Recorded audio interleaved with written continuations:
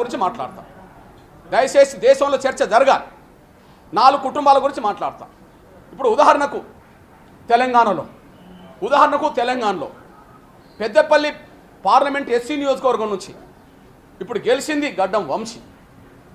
వాళ్ళ తాత 5 దశాబ్దాల క్రితమే వెంకటస్వామి గారు కూడా గెలిచాడు. గెలుచుకుంటూ కేంద్ర స్థాయికి దాకా వచ్చేసాడు. అదే సమయంలో ఇప్పుడు గడ్డం వంశీ గారి తండ్రి కూడా ఎంపీగా గెలిచాడు. ఇప్పుడు తాతల కాలం నుంచి పెద్దపల్లి, తండ్రుల కాలం నుంచి మనమల కాలం కాడికి వాళ్ళ చేతిలో ఉన్నది. ఇప్పుడు వాళ్ళను పేదలుగా చూస్తామా? వాళ్ళు ఉన్నత వర్గాల్లో సంపన్న వర్గాలు ఎట్లయితే ఎదిగిందంటున్నామో దళిత వర్గాల్లో సంపన్న కుటుంబంగా వెంకటస్వామి కుటుంబం ఎదగలేదని చెప్పగలుగుతామా? తాత, తండ్రి, తను అంటే 3-4 తరాలకు సంబంధించిన వాళ్ళ చేతిలోనే ఒక నియోజకవర్గం ఉంటే పోనీ అదే మాలల నుంచి పేద కుటుంబం రావడానికి అవకాశం ఉన్నదా? మాదిగల నుంచి వాళ్ళను ఎదుర్కొనే శక్తి ఉంటుందా? ఉండడానికి అవకాశం లేదు. నేనంటున్నా అది సంపన్న వర్గమా కాదా? క్రిమిలేర్ వద్దంటుండ్రు. మరి మీరు సంపన్న వర్గమే కదా. మరి సంపన్న వర్గం చేతిలోనే మొత్తం రిజర్వేషన్ల ఫలాలు పొందేదానికి మాత్రమే లైసెన్సా? ఆ కులాల్లో దళిత వర్గాల్లో పేదలు, గిరిజన వర్గాల్లో పేదలకు రిజర్వేషన్లు అందద్దా? అదే సమయంలో మీ దృష్టికి నేను తీసుకొస్తున్నాను. ఇప్పుడు మల్లు అనంతరాములు ఉన్నాడు. మల్లు అనంతరాములో ఎక్కడి నుంచి గెలిచాడు? ఆయన ఖమ్మమైన నాగర్ కర్నూలుకి వచ్చి గెలిచాడు. ఆ తర్వాత ఆయన చనిపోయినాక ఎవరు వారసులుగా నిలబడ్డారు? వాళ్ళ తమ్ముడు మల్లు రవి గారు గెలిచాడు నాగర్ కర్నూలులో. ఇప్పుడు నాగర్ కర్నూలు ఎంపీ ఎవరు? మల్లు రవి గారే మళ్ళీ ఎంపీగా ఉన్నాడు. వాళ్ళ తమ్ముడు ఎక్కడ ఉన్నాడు? మధుర నుంచి 4-5 సార్లు గెలిచి డిప్యూటీ సీఎంగా ఉన్నాడు. ఇప్పుడు దళిత వర్గాల్లో దాదాపు 4-5 దశాబ్దాల నుంచి ఏ కుటుంబం అయితే ఏ కులం నుంచి ఎదిగిందో ఆ కుటుంబం చేతిలోనే రిజర్వేషన్లు ఉంటున్నాయి. కబ్జా చేశారు కదా. ఇట్లాంటి కుటుంబాలే దేశం మొత్తం కబ్జా చేసినాయి. వాళ్ళ ఎస్సీ వర్గీకరణ వ్యతిరేకించే, క్రిమిలేయర్ని వ్యతిరేకించే పాశ్వాన్ కుటుంబం ఉన్నది.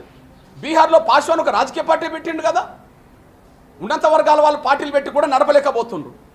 మరి పాశ్వాన్ గారు పార్టీ పెట్టి నడుపుతున్నాడు కదా. పాశ్వాన్ గారు కొడుకు ఇప్పుడు మళ్ళీ కేంద్ర మంత్రి అయింది కదా. ఎప్పటి నుంచి పాశ్వాన్ గారు పేరింటున్నాం? ఎప్పుడైనా జనరల్ సీట్లో పోటీ చేసిండా? ఎప్పటి నుండి రామ్ విలాస్ పాశ్వాన్ గారు పేరింటున్నాం? ఎప్పుడైనా జనరల్ సీట్లో పోటీ చేసిండా? ఎప్పుడు వాళ్ళు రిజర్వేషనే కదా. వాళ్ళ కులమే రిజర్వేషన్లు అనుభవిస్తున్నది కదా.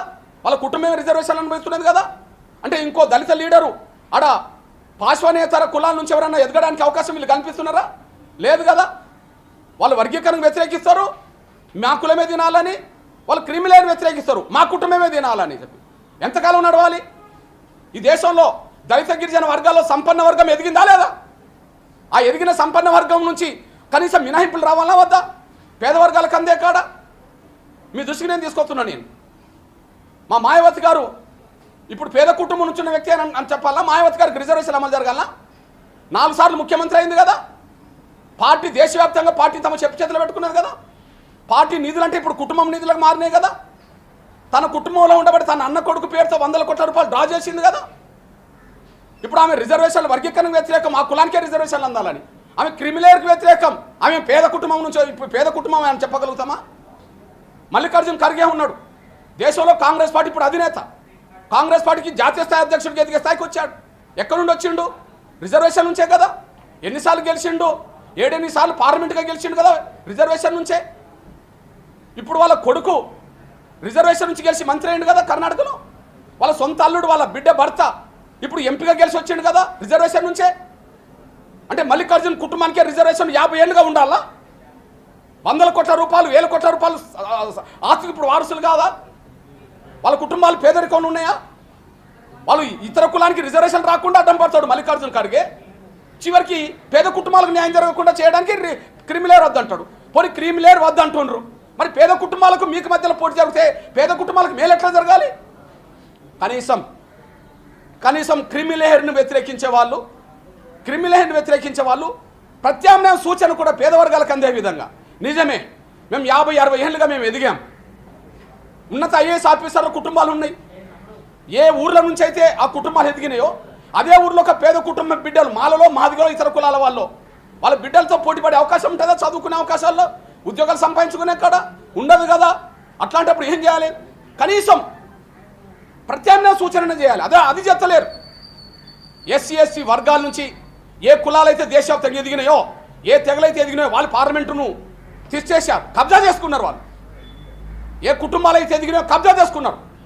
వాళ్ళ కులాల కంటే వేరే కులాలకు రాణించలేరు, వాళ్ళ కుటుంబాల కంటే వేరే కుటుంబాలకు రాణించలేరు. ఎంతకాలం సాగాలి ఇదంతా? కనీసం మినహాయింపులు ఉండాలి. ఎగ్జాంపుల్ మినహాయింపుల గురించి మాట్లాడుతున్నాం. మొత్తం ఎత్తేకపోనియండి. కుల వివక్షత ఆధారంగానే రిజర్వేషన్లు ఏర్పడ్డాయని చెప్పి అందరూ అనుకుంటుండ్రు. అంబేద్కర్ రాసిన రాజ్యాంగం అనుకుంటుంది. కాబట్టి మరి పేదరికం నుంచి బయటపడ్డ వాళ్ళకు, పేదరికున్న వాళ్ళకు మధ్యలో పోటీ పడితే పేదరికున్న బిడ్డలకు మేలు చేసే విధంగా నిర్ణయాలు రావాలా వద్దా? ఆదేశాలు రావాలా వద్దా? నేను ఒక సూచన చేస్తున్నా. నేను క్రిమిలేయర్ 100% పాటించకపోయినా ఒక ఐఏఎస్ కుటుంబం నుండి వచ్చిన పిల్లలకు అదే కులంలో అదే కుటుంబాల్లో పేదరికం నుంచి వచ్చిన బిడ్డలకు ఏదైనా చదువుకునే అవకాశం వచ్చిన కాడ లేదా ఉద్యోగాలు వచ్చిన కాడ కనీసం కొంత పర్సెంటేజ్ మార్కులో తేడా చూడాల్సిన విజ్ఞప్తి చేస్తున్నాను. మినహాయింపు ఉదాహరణకు కట్ ఆఫ్ కాడ ఏది మార్క్స్ వేసే కట్ ఆఫ్ కాడ ఎస్సీలకు ఒక కట్ ఆఫ్ మార్క్ ఉంటుంది, బీసీలకు ఒక కట్ ఆఫ్ మార్క్ ఉంటుంది, ఓసీలకు ఒక కట్ ఆఫ్ మార్క్ ఉంటుంది. అంటే ఓసీలకు ఎస్సీలకు కట్ ఆఫ్ మార్కులు ఎట్లయితే తేడా ఉన్నదో ప్రతి కులంలో ప్రతి తెగలో అక్కడ ఆర్థికంగా బాగుపడ్డ కుటుంబాలకు ఇచ్చే కట్ ఆఫ్ మార్కును పేద కుటుంబాలకు ఇచ్చే కట్ ఆఫ్ మార్కులో కొంత తేడా ఉండేటట్టు చూడండి. కొన్ని కట్ ఆఫ్ మార్క్స్ అన్న పెట్టేశాను.